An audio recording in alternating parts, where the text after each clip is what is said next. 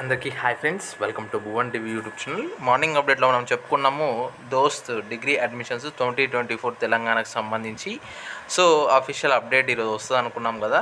దోస్త్ సిజీజీ అని టైప్ చేస్తే ఫస్ట్ వెబ్సైట్ వస్తుంది .gov.in అనేసి.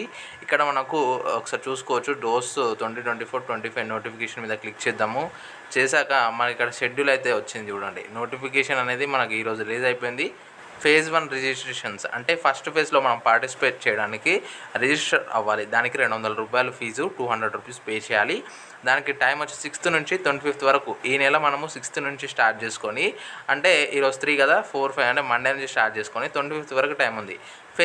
మనం రిజిస్టర్ అవ్వాలి. రిజిస్టర్ అవ్వడానికి కూడా చెప్తాను. అండ్ ఫేజ్ 1 వెబ్ ఆప్షన్స్ వచ్చేసరికి, అంటే మనం కాలేజ్ పెట్టుకునే డేట్ వచ్చేసరికి 15th నుంచి స్టార్ట్ అవుతుంది. 15th నుంచి 27th వరకు. ఇక ఫేజ్ 1 వెరిఫికేషన్ స్పెషల్ కేటగిరీ, అంటే మీకు ఏమైనా physical handicapped or NCC or extra curricular activity certificates ఏమైనా ఉంటే, సో అవి మనం వెరిఫికేషన్కి ఈ డేట్స్లో మనము ఎక్కడైతే మనకు సెంటర్ వస్తుందో అక్కడికి వెళ్ళేసి వెరిఫికేషన్ చేసుకోవాలి. ఫేజ్ 1 సీట్ అలాట్మెంట్ అంటే మనము ఇక్కడ ఫేజ్ 1లో వెబ్ ఆప్షన్స్ పెట్టుకున్నాం కదా. ఫేజ్ 1లో సీట్ అలాట్మెంట్ అంటే ఏ కాలేజ్లో వచ్చిందో థర్డ్ రోజు తెలుస్తుంది. 3rd 6th మంత్లో మనకు. సో మళ్ళీ ఆన్లైన్లో ఏ కాలేజ్ వచ్చిందో ఆన్లైన్లో మనం రిపోర్ట్ చేసుకోవాలి. 4th నుంచి 10th లోపు మనం రిపోర్ట్ చేయాల్సి ఉంటుంది.